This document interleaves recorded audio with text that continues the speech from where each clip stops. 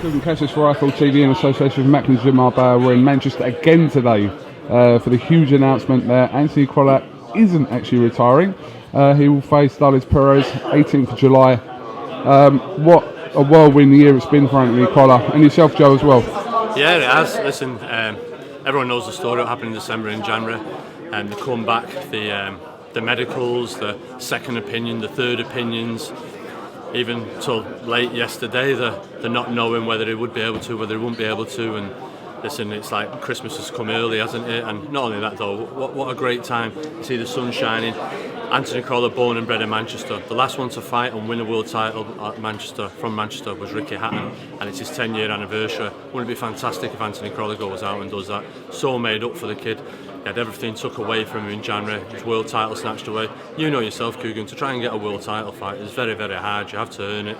Anthony Crolla's been in great fights over the last few years, beating Gavin Rees, young Steve Foster, John Murray in a great showdown last year, and the boys well deserves and due his shot at the world title, and hopefully Manchester now will all come out. And it isn't just in Manchester, I think everyone in Britain will be behind Anthony Crolla, and not if you're just a boxing fan, Anthony's just a nice kid, and you've seen that when he had the injury, people from all walks of life, politicians, different sports people, all got sent well wishes and good luck messages to Anthony Crolla, and it's I'm so made up for him and his family and everything else. Like you said, there's a few of us all there, all getting emotional on the top table there today.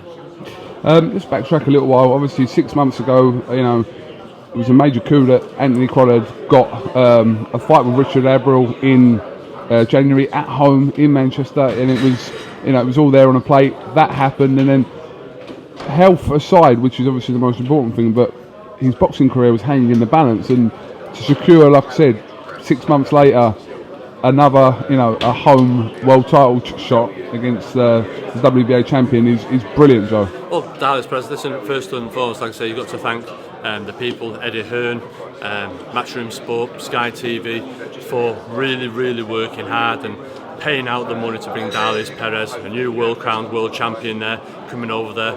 A tougher ass than Richard Abril. He's a hot world champion in terms of world boxing. He's a talented kid, hits hard. And Anthony Crolla isn't that, oh, Abril's gone and we've got an easier job. We haven't, we've got a harder job. He's an active fighter.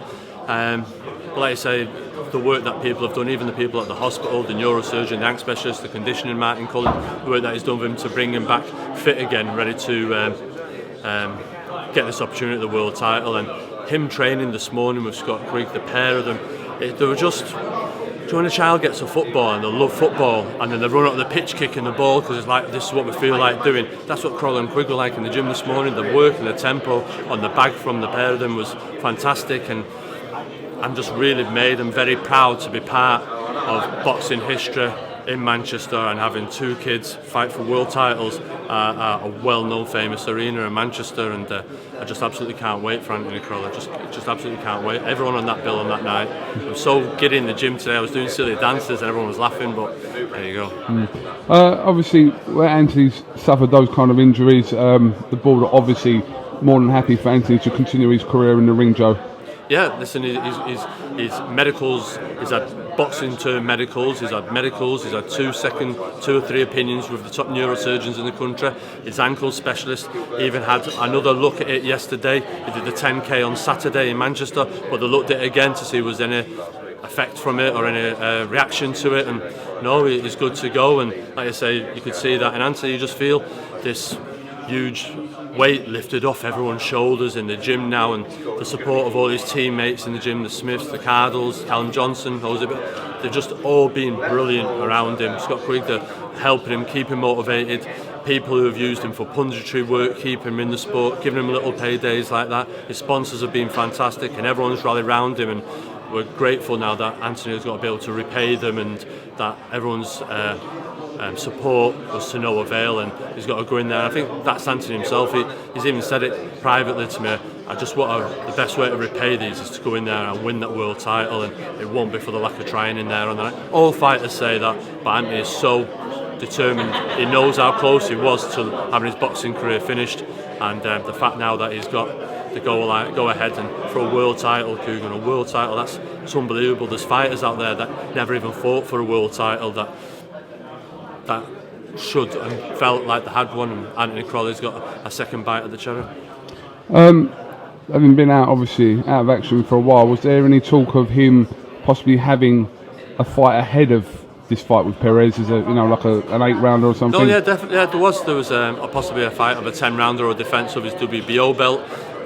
There's also, we've seen the WBO situation with Juan Diaz and Beltran, and we had interest from them as well. But if it would have been any later in the year, then Anthony, most probably, given the go-ahead, would have fought a 10-rounder. But because it was now, and we could do it now, you can't look a gift horse in the mouth. You've got to strike while the iron's hot, and not everybody gets a chance to fight for a world title. And we won't have got to turn this down after what happened last time. And obviously, it seems to be a bit of a curse around Abril, not just with Crolla, but obviously Derry Matthews had to go through it twice himself, and it's gone full circle again. And Anthony gets his shot on July 18th now. No, definitely Derry did remarkably well. Not only that though, Abril pulled out, then they got another kid and he pulled out, and Derry showed great character and strength of mind to keep, not let it get to him and come apart, but to keep to a game plan, deal with a really tough fighter, which it was on the night. Do you know what I mean? At a last minute notice, Derry did a fantastic job, came through it and won. Obviously Anthony Crolla now, he's had adversity and he's sent to the way now, and he's got the world title. But it's just mad, and that's what I'm saying to you. We had to take this opportunity because the way boxing works in the world, things change overnight, so sudden, and we cannot allow this opportunity to go again. And I'm glad Eddie Hearn pushed and Sky, and they've been able to give Anthony Crolla what he was wanting to do in the first place, which was fight for the world title. Joe, during the build-up, obviously, to Derry's fights with Abrils that didn't happen, he was constantly being asked questions about whether he would be happy to face Anthony Crolla in the third fight, and he always sort of said he'd be more than happy. Do you believe Anthony Crolla will get same questions about relating to Derry Matthews if he's successful on the 18th? But that's an old boxing, that's all rivalry, isn't it? You've got Amir Khan, Kell Brook, Frankie Gavin, Kell Brook, you've got Carl Frampton, Scott Quigg, you've got Martin Murray, Matthew Macklin. You always have your rivals in the sport. Now, obviously, the lightweight division in Britain is absolutely booming. Kevin Mitchell's fighting for a world title. Imagine if Kevin wins and Crolla wins. That's a huge fight, north, east, south, understand, for a unification fight. Anthony wins that fight. Obviously, Derry is the interim champion. Crolla will have to defend against him. So the fights there, you got Luke Campbell coming through. The division's red up. Ricky Burns just done fantastic well over Figueroa. If he comes down. And a few years ago we were saying, wow, with Gavin Rees there and Ricky Burns and John Murray, could it be strong? But them kids now, Derry Matthews, Anthony Crolla, Kevin's come back and reinvented himself. We're really strong in that division, really rich in form in this country with the lightweight division, and any fights against any of them kids, top four in Britain, are huge world title fights. Not just British fights, they're huge world title fights. Absolutely.